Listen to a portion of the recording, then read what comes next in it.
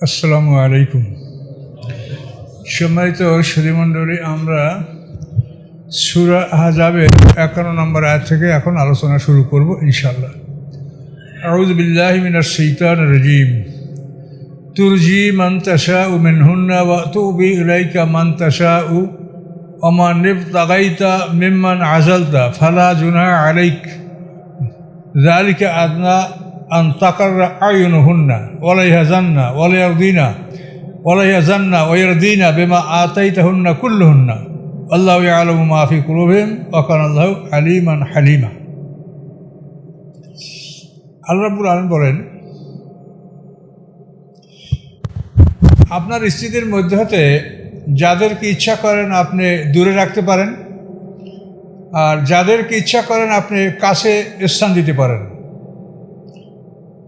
অমানের তাকাইতা মেম্মা নাজাল তাহা ফালা জুনা আলাই, এবং যাকে আপনি দূরে রেখেছেন তাকে যদি আপনি আবার ডেকে কাছে আনেন তাও আপনার উপরে কোনো অপরাধ হবে না। অর্থাৎ এটা সম্পূর্ণ আল্লাহ রসুলের পারিবারিক আইন, যে তার স্ত্রীর জন্য সময় ভাগ করা, যে তার 9 স্ত্রী পরে একদিন 9 জনের কাছে তিনি রাত যাপন করবেন। কিন্তু এখানে আল্লাহ তাআলা তাকে স্বাধীনতা দান করলেন, যে আপনি যাদেরকে ইচ্ছা করেন তাদেরকে আপনি কাছে রাখতে পারেন, আর যাদেরকে ইচ্ছা আপনি দূরে রাখতে পারেন, এবং যাদেরকে দূরে রেখেছেন তাদের কাউকে আপনি প্রয়োজন বোধে আপনার কাছে ডেকেও আনতে পারেন। এই স্বাধীনতা আল্লাহ রসুলকে আল্লাহ তাআলা দান করলেন। অর্থাৎ আল্লাহ রসুলের পারিবারিক জীবন এটা সম্পূর্ণ আল্লাহ তাআলাই নিয়ন্ত্রণ করেছেন। পারিবারিক বলেন, সামাজিক, রাষ্ট্রীয় জীবন, তার পূর্ণ জীবনটা আল্লাহর নিয়ন্ত্রণে। তো এই জন্য রাসূল যাই করেছেন এগুলি সবই আল্লাহর হুকুমে করেছেন, তিনি নিজ ইচ্ছায় কিছু করেন নাই। এরপরেও যদি রাসূলের উপরে কেউ কটাক্ষ করে, সমালোচনা করে, সেটা হবে একটা হিংসা বিদ্বেষমূলক কাজ, এবং এটার জন্য সে কঠিন শাস্তির সম্মুখীন হবে। আল্লাহ রসুল কোনো কাজ নিজের ইচ্ছায় করেন। এখানে দেখেন আল্লাহ বলছেন যে আপনি যাদেরকে ইচ্ছা, আপনার 9 স্ত্রী, এদেরকে আপনি যাদেরকে ইচ্ছা দূরে রাখতে পারেন, যাদেরকে ইচ্ছা আপনি কাছে রাখতে পারেন, আবার যাকে দূরে রাখছেন তাকে যদি আপনি ডাকেন তাও আপনি ডাকতে পারেন, যেহেতু আপনার তারা বিবাহিত স্ত্রী। এভাবে আল্লাহ তাআলা রাসূলের জন্য এই বিধানটা শিথিল করে দিলেন। আল্লাহ বলছেন, জালিকা, এই বিধান আপনার জন্য দেওয়া হলো কেন? আদনা আন তাকাররা আয়ুনুহুন্না, যে এ ব্যাপারে তাদের চোখের সন্তুষ্টি তারা লাভ করবে। যে আপনি কাউকে ডাকবেন, কাউকে দূরে রাখবেন, কাউকে কাছে রাখবেন, এবং যাকে দূরে রেখেছেন প্রয়োজন তাকে ডাকবেন। এগুলিতে হবে কি? আন্তাকার আইনুহুন্না, তাদের চোখের সন্তুষ্টি তারা লাভ করবে। ওয়ালা ইয়াজান্না, এবং তারা দুশ্চিন্তা করবে না। ওয়ারদিনা বিমা আতাইতুহুন্না কুল্লুহুন্না, এবং আপনি তাদেরকে যা দিয়েছেন, তাদের সকলকে যা দিয়েছেন তাতে তারা সন্তুষ্ট থাকবে। যেহেতু ইতিপূর্বে স্ত্রীরা বেশি খরখর দাবি করেছিলেন, এবং অন্যান্য রাজা বাদশাদের মতো তারা জীবনযাপন দাবি করেছিলেন, এবং আল্লাহ রসুল 1 মাস পর্যন্ত তাদের থেকে পৃথক থাকার জন্য শপথ করেছিলেন, যে নবম হিজরিতে ঘটনা ঘটেছে, সেগুলি সম্পর্কে আল্লাহ বিস্তারিত বিবরণ দিচ্ছেন, যে তাদের সকলকে আপনি যা দেবেন তাতেই তারা সন্তুষ্ট থাকে। আল্লাহু ইয়ালামু মা ফি কুলুবিকুম, আল্লাহ জানেন তোমাদের অন্তরে কি আছে। ওয়া কানা আল্লাহু আলিমান হালিমা, নিশ্চয়ই আল্লাহ তাআলা মহাজ্ঞানী এবং অত্যন্ত ধৈর্যশীল। তো এখানে আল্লাহ রসুলের পারিবারিক জীবন সম্পর্কে আল্লাহ তাআলা তার জন্য নির্ধারিত বিধান এটা ঘোষণা করেছে। কাজেই নবী রসুল যারা, তারা আল্লাহর এমন চাকর যে এদের থেকে আল্লাহ তাআলা অনেক পরিশ্রমের কাজ করায় নেন, এবং এই জন্য তাদেরকে আল্লাহ দুনিয়ায় অধিক সুযোগ সুবিধাও দান করে থাকেন, যেটা অন্য মানুষকে দান করা হয় না। কাজে এ ব্যাপারে নবী রসুলদের কোনো কাজের সমালোচনা করে তারা মহাগুণা তারা বহন করবে, এবং এটা আল্লাহর অত্যন্ত কঠিন অসন্তুষ্টি তারা বহন করবে, এতে কোনো সন্দেহ নাই। তো এই জন্য নবী রসুলদের কোনো আমলের সমালোচনা করতে হয় না। নবীর অধিক বিয়া করেছেন, নবীরে যে কাজ করেছেন সেই কাজ আমরা কেউ করেছি? মক্কা থেকে তায়েফ হলো 90 কিলোমিটার দূরে, এইখানে আল্লাহ রসুল হেঁটে গিয়ে দিনের দাওয়াত দিয়েছেন। আর আমরা তো এখানে আরেক জায়গায় গেলে বড় হুজুররা হেলিকপ্টারে যাওয়ার চিন্তা করি, নাহলে বিমানে, আগে বিমান ভাড়া পাঠান। অথচ আমাদের যানবাহনে কত সুযোগ সুবিধা আছে, কিন্তু আমরা কি করছি আর আল্লাহ রসুল কি করছেন? কাজে রাসূলকে দিয়ে আল্লাহ তাআলা যেমন পরিশ্রমের কাজ করে নিয়েছেন, তেমন তার জন্য স্পেশাল সুযোগ সুবিধার ব্যবস্থা তিনি দুনিয়াতেও রেখেছেন, আখিরাতেও রাখবেন। এখন এইটা আপনার প্রতিহিংসা করলে তো হবে না। আপনি রাসূলের এই সুযোগ সুবিধা দেখে প্রতিহিংসা করলে তো হবে না। তার পরিশ্রমটা দেখেন যে আপনি তার সমকক্ষ কোনো পরিশ্রম জীবনে করেছেন। কাজে এগুলি আল্লাহর ফয়সালা। এই ব্যাপারে নবী রাসূলদের সমালোচনা যারা করে থাকে পৃথিবীর বুকে, তারা নিশ্চয়ই এটা প্রতিহিংসামূলক। তারা মানে এটা মনে হয় যেন তাকে অনেক সুযোগ আল্লাহ দিয়েছেন, কেন এটা তাদের বরদাস্ত হচ্ছে না। কাজে এই প্রতিহিংসার পরিণাম অত্যন্ত ভয়ানক, খারাপ হবে। এরপরে আল্লাহ বললেন, লা ইয়াহিল্লু লাকান নিসাউ মিন বাদু, এরপরে আর কোনো নারী আপনার জন্য বৈধ হবে না। আপনার এই 9 স্ত্রী আছে, এদের ব্যাপারে সিদ্ধান্ত হয়েছে যে এরাই আপনার স্ত্রী থাকবে, এরপরে আর অন্য কাউকে আপনি বিবাহ করবেন না। এই নবম স্ত্রী আল্লাহ রসুলের সর্বশেষ স্ত্রী হলো মাইমুনা রাদিয়াল্লাহু তাআলা আনহা। ইনি আব্বাস সাহেবের স্ত্রী উম্মুল ফজল এর বোন। হুজুরের ছোট চাচা আব্বাস রাদিয়াল্লাহু তাআলা, তো তার স্ত্রী উম্মুল ফজল, তো এর বোন হলো এই মাইমুনা। একে আল্লাহ রসুল সর্বশেষ বিয়ে করেছেন হুদায়বিয়ার সন্ধির পরে। উমরাতুল কাজা আল্লাহ রসুল করেছেন 7ম হিজরিতে। সেই উমরাতুল কাজার থেকে ফেরার পথে আল্লাহ রসুলের এই সর্বশেষ বিবাহ সম্পাদিত হয়েছে। এবং আল্লাহ বলেছেন যে এরপরে আপনি আর কোনো বিবাহ করতে পারবেন না। এগুলি দেখেন আইন, আল্লাহ তাআলা তার জন্য যেটা বলেন আল্লাহ রসুল সেটা মানতে তিনি বাধ্য থাকেন। জনবকে কীভাবে আল্লাহ তাআলা তার সাথে বিবাহ বন্ধনে আবদ্ধ করেছেন, আল্লাহ রসুল লজ্জাবোধ করেছিলেন, সেই জন্য আল্লাহ বললেন যে আমি আল্লাহ তার সাথে তোমার বিবাহ করিয়ে দিলাম। কাজে নবী রাসূলদের কাজে সমালোচনা করা এটা হলো মানে অযথা একটা প্রতিহিংসা। এবং এই জন্য আল্লাহ বলেন আলিমান হালিমা, যে আল্লাহ জানে তোমাদের অন্তরে কি হিংসা বিদ্বেষ পোষণ করছে নবী রাসূলদের বিরুদ্ধে, এবং তাদের বিরুদ্ধে তোমাদের মনের মধ্যে কি খারাপ ধারণা, এটা আল্লাহ সব জানেন। তো আল্লাহ বলেন এরপরে, অর্থাৎ এই যে 9 স্ত্রী আপনার আছে মাইমুনা রাদিয়াল্লাহু সর্বশেষ, এরপরে আপনার জন্য অন্য কোনো স্ত্রী বিবাহ করা গ্রহণ করা বৈধ হবে না। ওয়ালান তাবাদ্দালা বিহিন্না মিন আজওয়াজিন, এবং এদের পরিবর্তে অন্য কোনো স্ত্রী আপনি বদলিও করতে পারবেন না। যে 9 জনে একজনকে তালাক দিয়ে আরেকজন আপনি আনবেন, এটাও হবে না। এরাই আপনার স্ত্রী এবং এরাই মরণ পর্যন্ত আপনার থাকবে, এবং এরা জান্নাতে আপনার সাথী হবে, এবং এরা মুসলমানদের মা। কাজে এদেরকে যদি তালাক দেওয়া হয়, বদলি করা হয়, এরা তো আর জীবনে অন্য কারোর সাথে বিয়ে বসতে পারবে না, এরা মা। কাজে এই জন্য আল্লাহ তাআলা রাসূলের পরে এইটা ঘোষণা করে দিলেন যে এই স্ত্রী পরে এই 9 জন যারা আছে এরপরে আপনি বিবাহ করতে পারবেন না এবং পরিবর্তনও করতে পারবেন না। মিন আজওয়াজিন ওয়ালা আজাবাকা হুসনুহুন্না, যদিও তাদের সৌন্দর্য আপনার কাছে আপনাকে মোহিত করে, আশ্চর্যান্বিত করে, তবুও এদের পরিবর্তে আপনি অন্য কাউকে বদলি করতে পারবেন না। হ্যাঁ, ইল্লা মা মালাকাত ইয়ামিনুকা, হ্যাঁ আপনি আপনার ডান হাতের বলে অর্থাৎ দাসদাসী যদি আপনি গ্রহণ করতে চান সেটা আপনি করতে পারবেন। এই জন্য আল্লাহ রাসূল যে আহজাব যুদ্ধের পরে যে ইহুদি বনু কুরাইজাকে বহিষ্কার করা হয়েছে, তখন আল্লাহ রাসূল এই ইহুদি বনু কুরাইজার বন্ধুদের থেকে একজন বন্দি দাসী গ্রহণ করেছিলেন। তার নাম হচ্ছে রায়হানা বিনতে আমর। এই দাসীকে আল্লাহ রাসূল গ্রহণ করেছেন। তখন সে ইহুদি ছিল, পরবর্তীতে সে ইসলাম গ্রহণ করেছিল আল্লাহ রাসূলের পরিবারে থাকাকালীন অবস্থায়। ওয়াকানা আলা কুল্লি শাইইন রাকিবা, আল্লাহ তাআলা সমস্ত বিষয়ের পর্যবেক্ষক।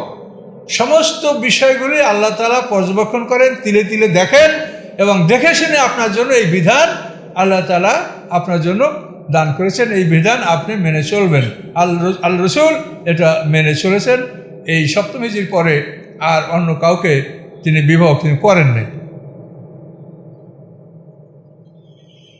ইয়া আইয়ুহাল্লাযীনা আমানু, হে ঈমানদারগণ, লা তাদখুলু বুয়ুতান নবিয়্যি ইল্লা আইয়ুযানা লাকুম ইলা তাআমিন গায়রা নাযিরিনা ইনাহু। হে ঈমানদারগণ, তোমরা নবীর গৃহে প্রবেশ করবে না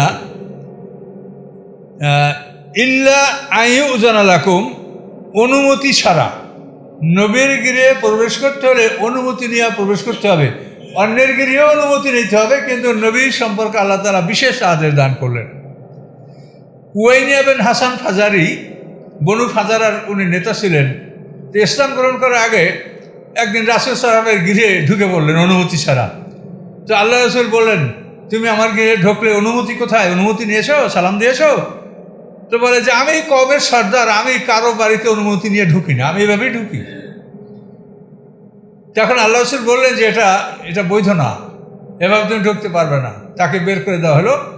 তখন ওই উয়াইনিয়া বিন হাসান ফাজারি আল্লাহ রসুলের কাছে আরশের দিকে বসা দেখেছিলেন। দেখে বললেন যে মুহাম্মদ সাল্লাম, আপনার পাশে এই লাল পাখিটা কে?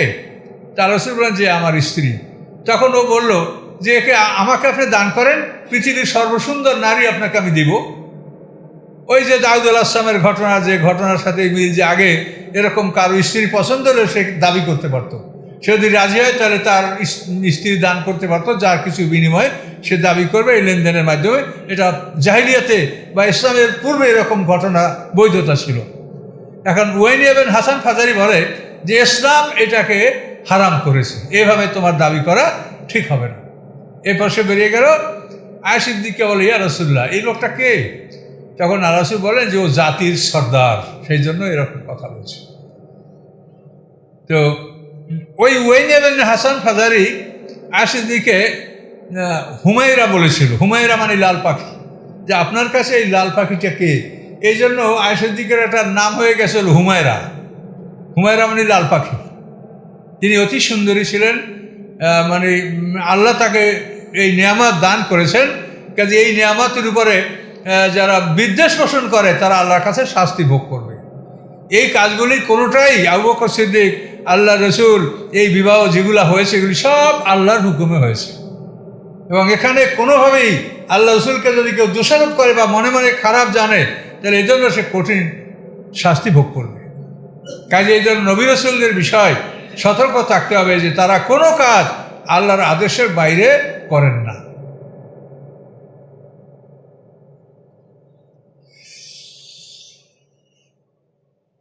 ইয়া আইয়ুহাল্লাযীনা আমানু লা তাদখুলু বুয়ুতান নাবী ইল্লা আইয়ুযানা লাকুম ইলা তুআমিন, নবীর ঘরে প্রবেশ করার অনুমতি ছাড়া, হ্যাঁ যদি তোমাদেরকে কোনো খাদ্যের জন্য আহ্বান করা হয় তাহলে ঢুকবে কিভাবে?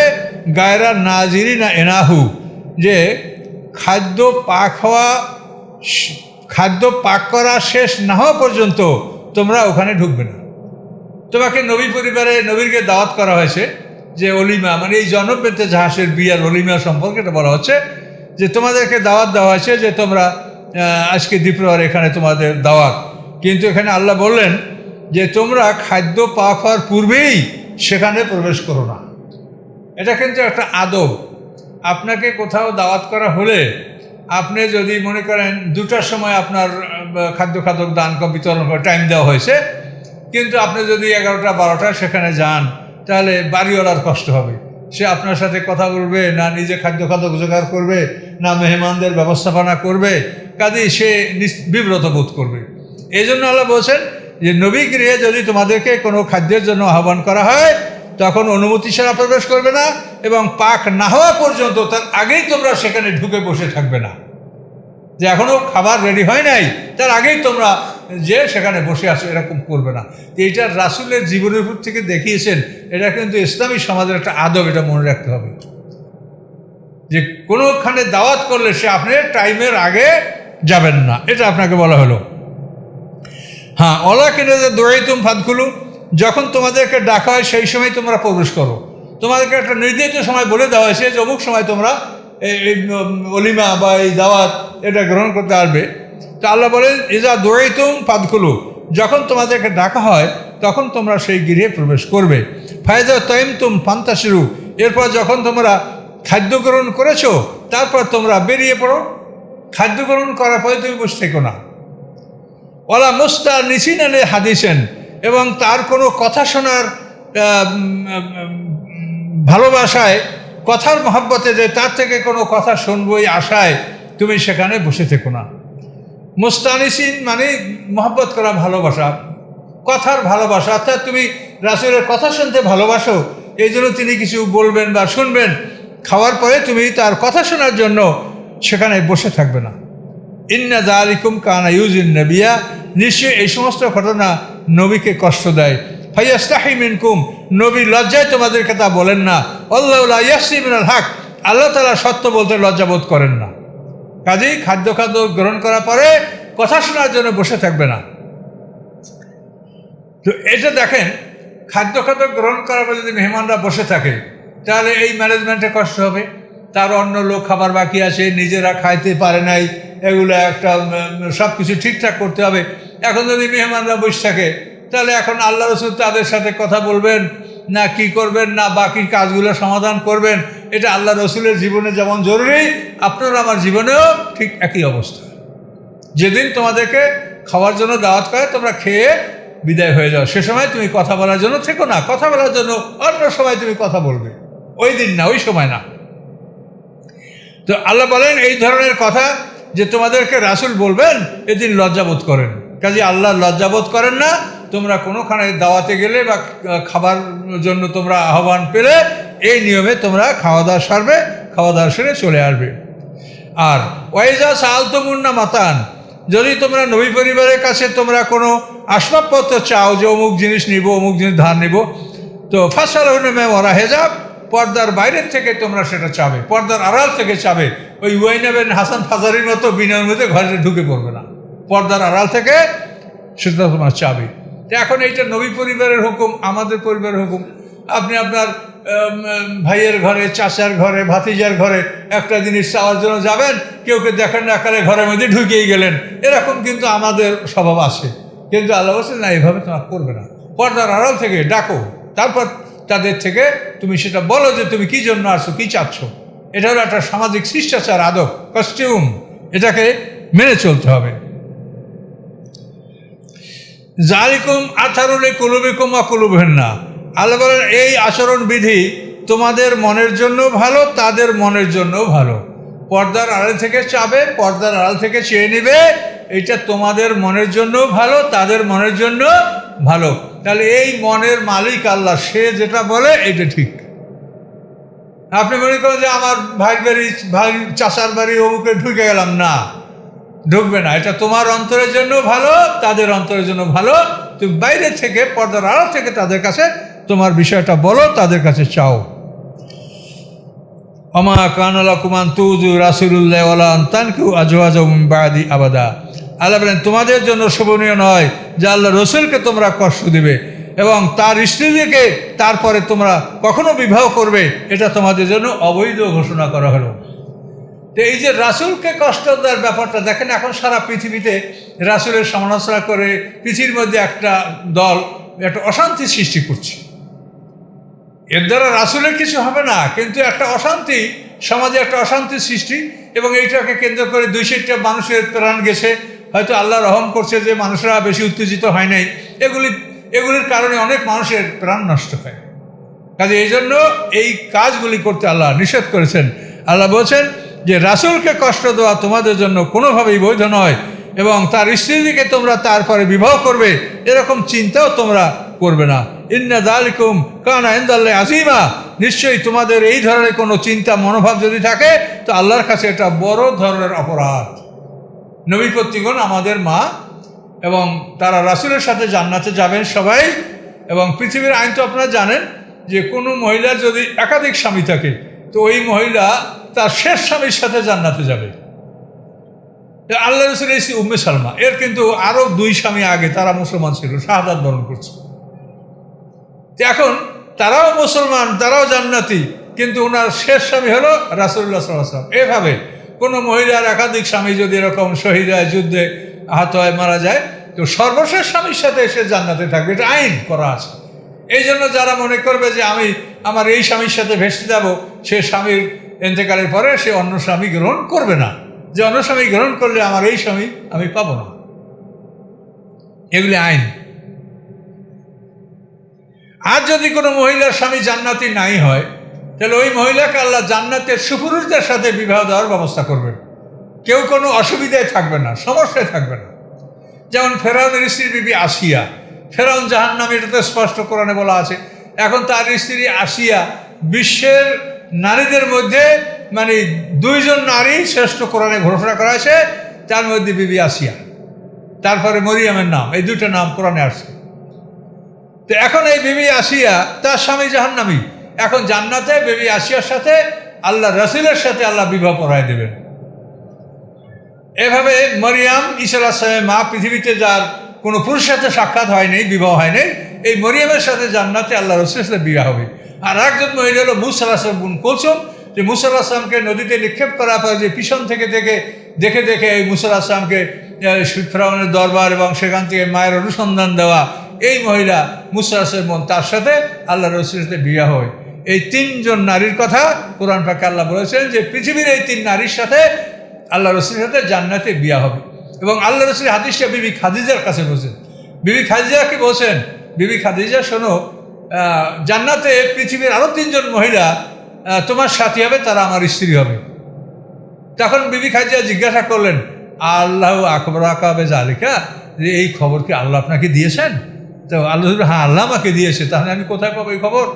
তখন বিবি খাদিজা বললেন রেফায়াল বানিন, যে আমি অতি আন্তরিকতা সহকারে এটা আমি কি গ্রহণ করে নিলাম। এভাবে এই তিন মহিলার সাথে জান্নাতে আল্লাহ রাসূলের সাথে বিবাহের বিবরণ এই সূরার তাফসীরেই আছে। আর অন্যদের আইন তো আপনারা জানতেই পারলেন যে কোনো মহিলা তার যদি একাধিক স্বামী জান্নাতি হয়, শেষ স্বামীর সাথে জান্নাতে থাকবে। যদি তার স্বামী জান্নাতি না হয়, তো জান্নাতের সুপুরুষদের সাথে তাদের বিবাহের ব্যবস্থা করে দেওয়া হবে। তো নারীরা জান্নাতে কম যাবে, এই জন্য হুরের কথাটাই কোরআনে বারবার বলা হয়েছে যে পুরুষের জন্য জান্নাতে হুর বা সুন্দরী নারীর ব্যবস্থা রাখা হবে, তাদের সাথে জান্নাতি পুরুষদের বিবাহ হবে। এটা আল্লাহ কোরআনে উল্লেখ করে দিয়েছেন।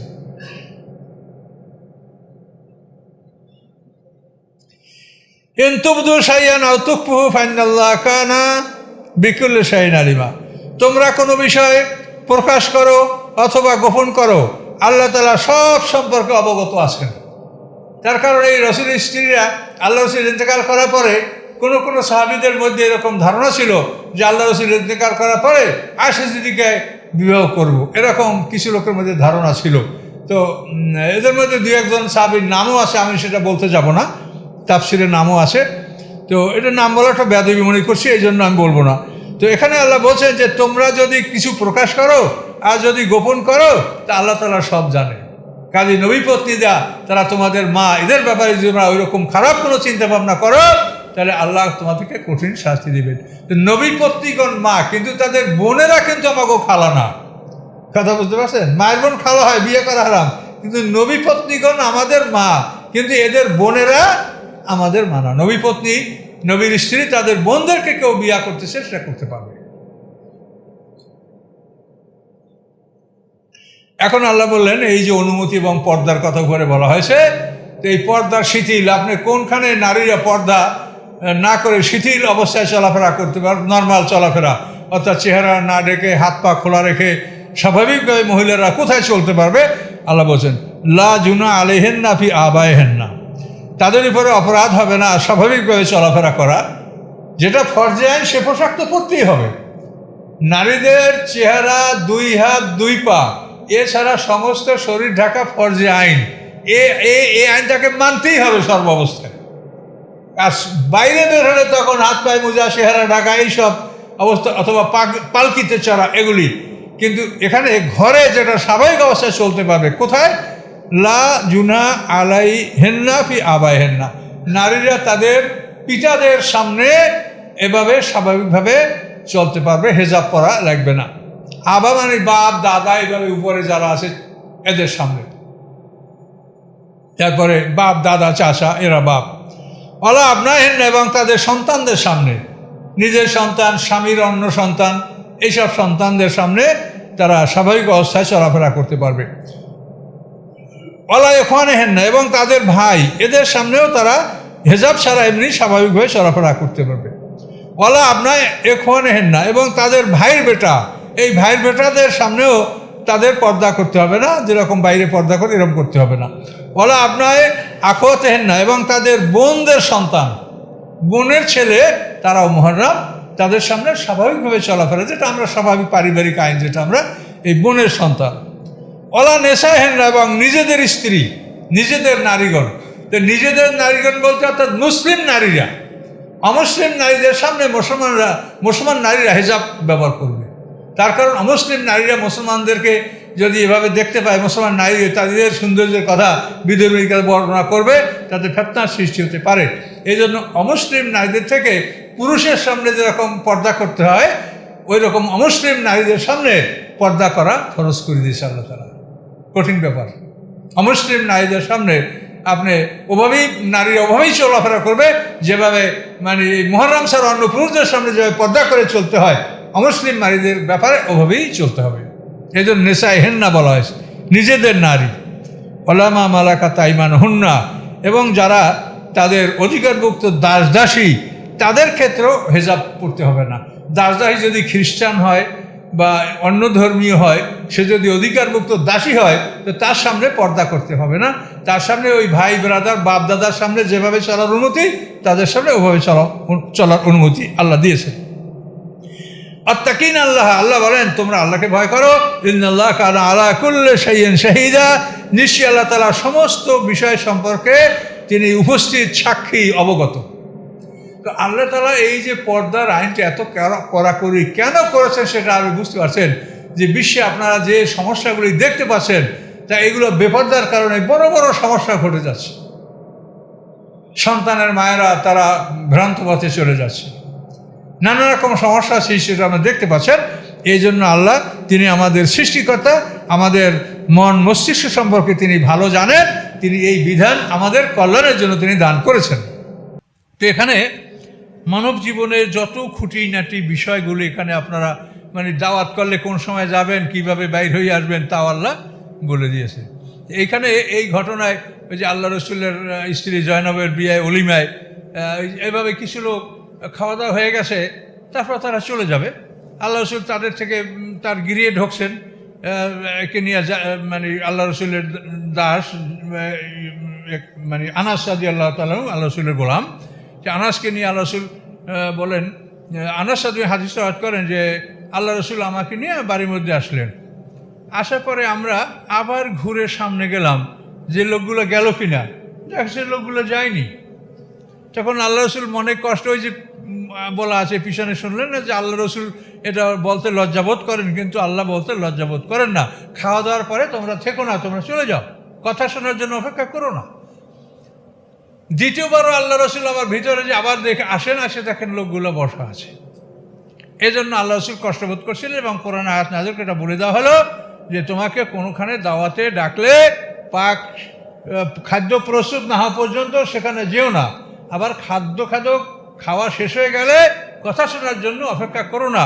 বাড়িওয়ালারও অনেক কাজকর্ম থাকে, সেও তো তার কাজকর্ম গুটাবে, তার পারিবারিক, তারপর নিজেদের যারা অবশিষ্ট খানা, সবাই তো একসঙ্গে খেতে পারে না মেহমানদের সাথে, এইগুলি তাদের কাজকর্ম আছে। তো এইসব বিষয়ে কোরআনে দেখেন এত খুঁটিনাটি জিনিস বলা আছে, তো কোন জিনিস কোরআনে বলা নাই বলেন? তো এখানে আল্লাহ তাআলা বললেন যে এভাবে মানে যারা স্বাধীন নারী, তারা জামা পাজামা ওড়না পরবে, তার উপরে বড় চাদর পরবে, চাদর দ্বারা শরীরটাকে এভাবে ঢেকে রাখবে, যাতে শরীর চিকন না মোটা এ যেন অনুমান করা না যায়, দেহের কোনো অঙ্গ প্রত্যঙ্গ যেন এভাবে অনুভূত না হয় দর্শকদের, এভাবে তারা পোশাক ব্যবহার করবে।